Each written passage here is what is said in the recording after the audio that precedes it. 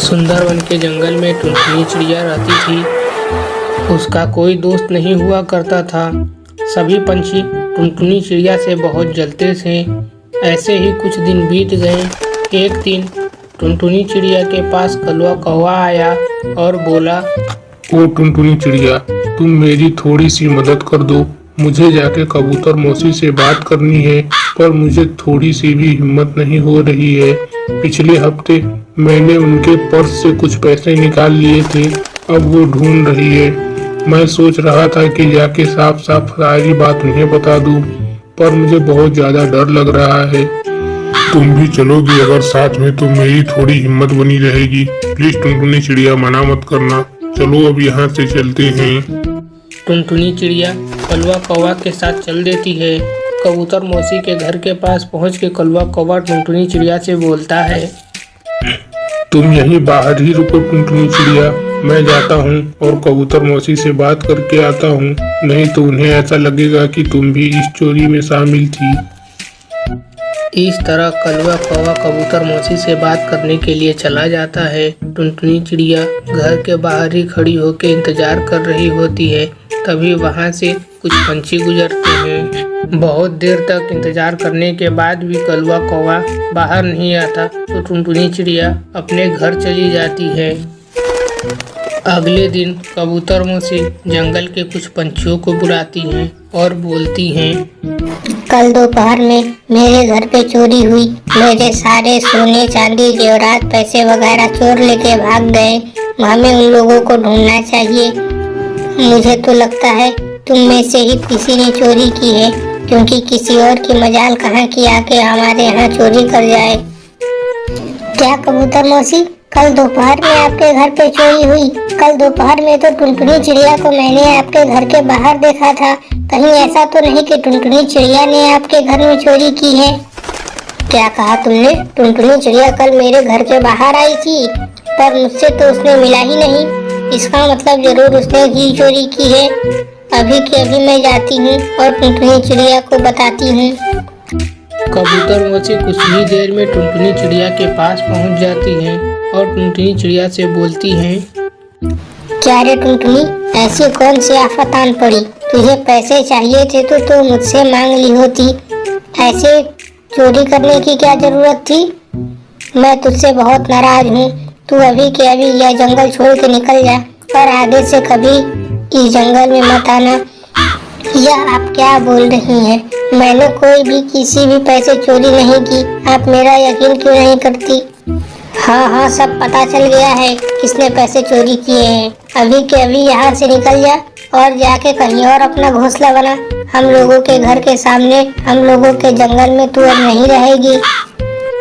इस तरह टुनटुनी चिड़िया जंगल के बाहर रहने के लिए चली जाती है। वह जंगल के बाहर एक बहुत बड़े आम को देखती है। वह आम टुनटुनी चिड़िया को बहुत पसंद आता है और उस आम को टुनटुनी चिड़िया काट के रहने लायक अपने लिए जगह बना देती है और उस आम में रहने लगती है। धीरे धीरे कुछ दिन बीत जाते हैं। एक दिन कबूतर मौसी जंगल के बाहर आई होती है। तभी तेज धूप के कारण उसे चक्कर आता है और वहीं वह जमीन पे गिर जाती है। तभी टुनटुनी चिड़िया ऊपर से जा रही होती है। वह कबूतर मौसी को देखती है और तुरंत उन्हें उठा के अपने घोंसले में ले गई जाती है। जब कबूतर मौसी को होश आता है तो वह टुनटुनी चिड़िया को देख के बहुत खुश होती है और उससे पूछती है कि वह कहाँ है। टुनटुनी चिड़िया अपने घर का पता बताती है। जब कबूतर मौसी घर के बाहर निकल के देखती है तो वह आम का घर देख के बहुत खुश हो जाती है और टुनटुनी चिड़िया से बोलती है, टुनटुनी चिड़िया, यह आम का घर बहुत अच्छा है।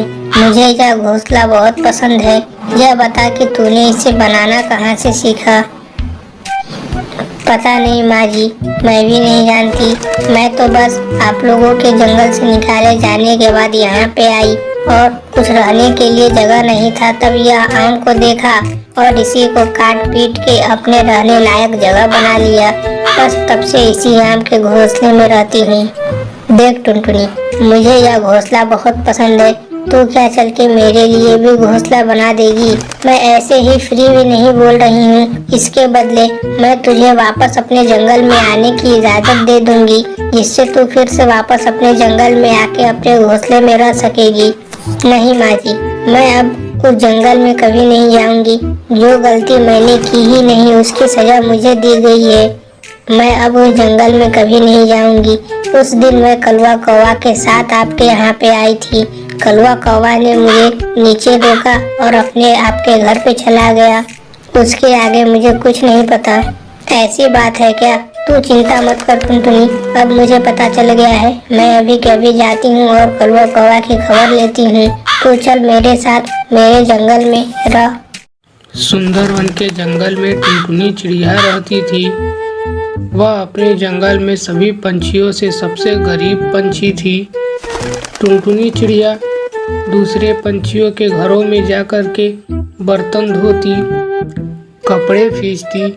ऐसे ही वह बहुत से पंछियों के घरों में जाकर यही काम करती, जिससे उससे कुछ थोड़ी बहुत पैसे मिलते तो वह अपने घर का खर्चा चलाया करती थी। धीरे धीरे कुछ दिन बीत गए।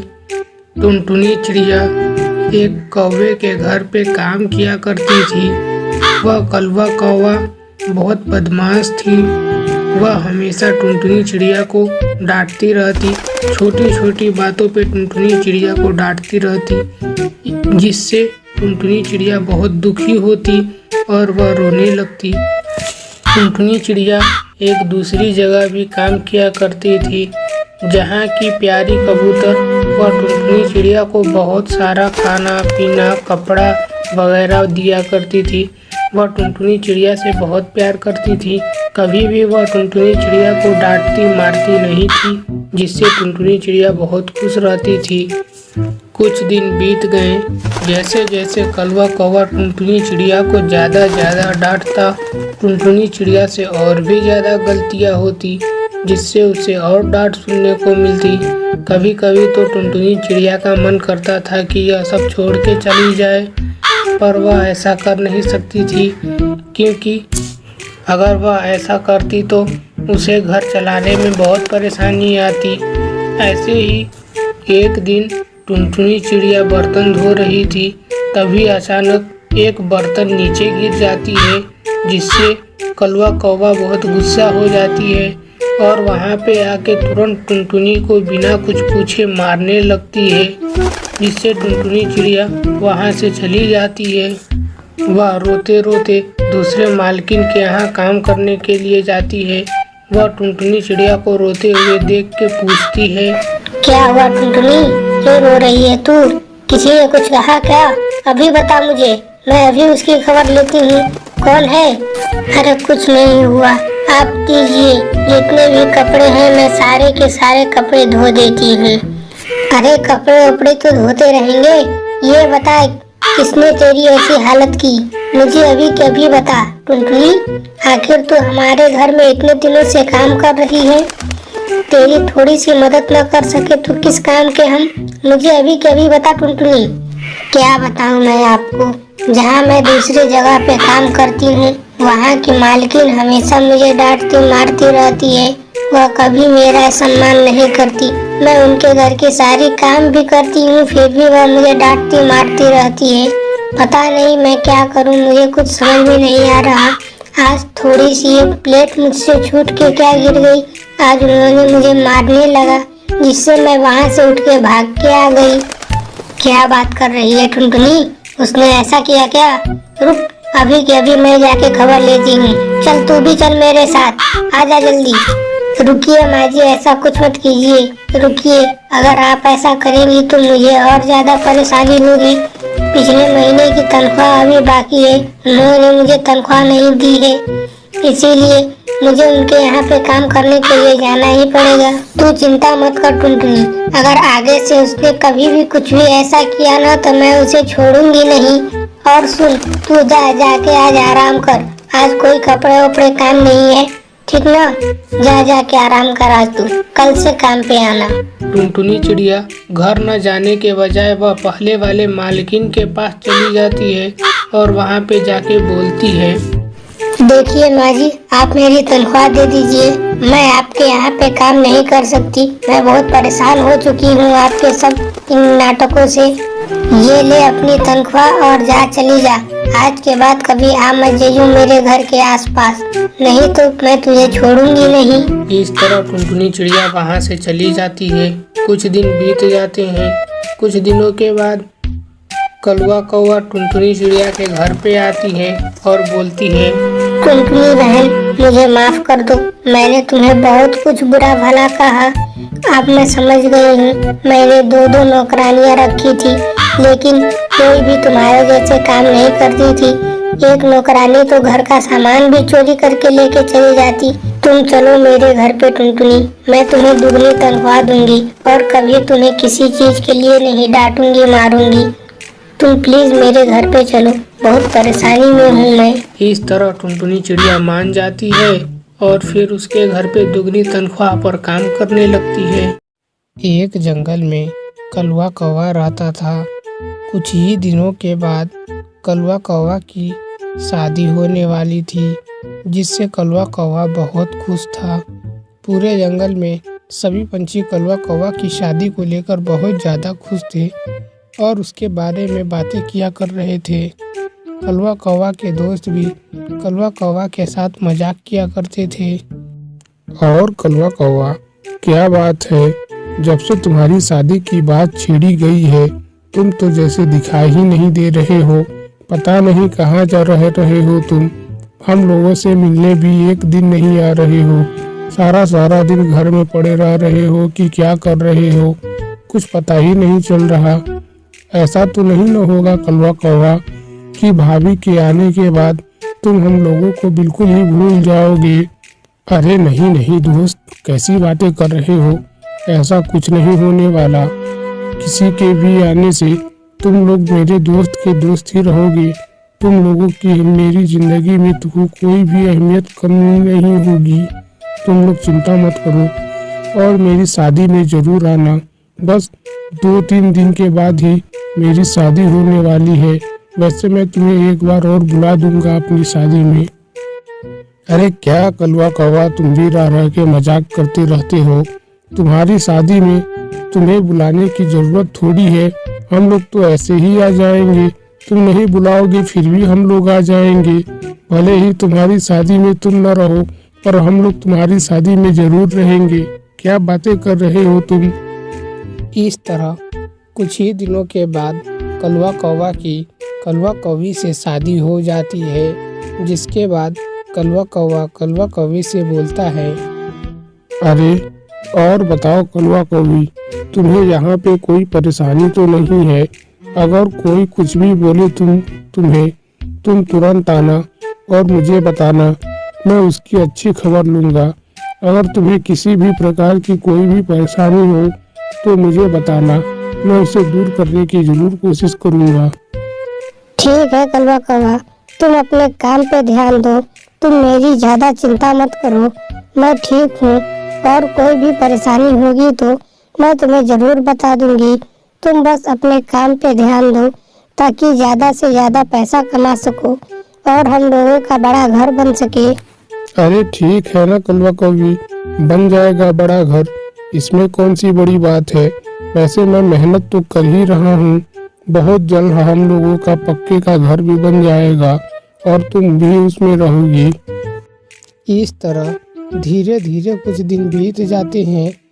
एक दिन कलवा कौवी कलवा कौवा से बोलती है, कलवा कौवा, देखो तुम बहुत दिनों से मेहनत कर रहे हो पर तुम्हारी कमाई नहीं बढ़ रही है। मुझे लगता है कि तुम्हें वह काम छोड़ करके दूसरा कोई काम ढूंढ लेना चाहिए, क्योंकि मुझे नहीं लगता कि इतने से पैसों से हम लोगों का एक बड़ा घर बन पाएगा। हम लोगों का गुजर बसर भी अच्छे से नहीं हो रहा है। अरे नहीं कलवा कौवी, कैसी बातें कर रही हो। मैं वहाँ पे बहुत मुश्किल से काम कर रहा हूँ। और मैं जब छोटा था तब से वहाँ पे काम कर रहा हूँ। वहाँ के मालिक मुझे अपने बेटे की तरह रखते हैं। मैं वहाँ का काम छोड़ करके दूसरा कोई काम करने का सोच भी नहीं सकता हूँ। तुम चिंता मत करो, मैं मालिक से बात करूंगा, वह जरूर मेरी तनख्वाह कुछ बढ़ा देंगे।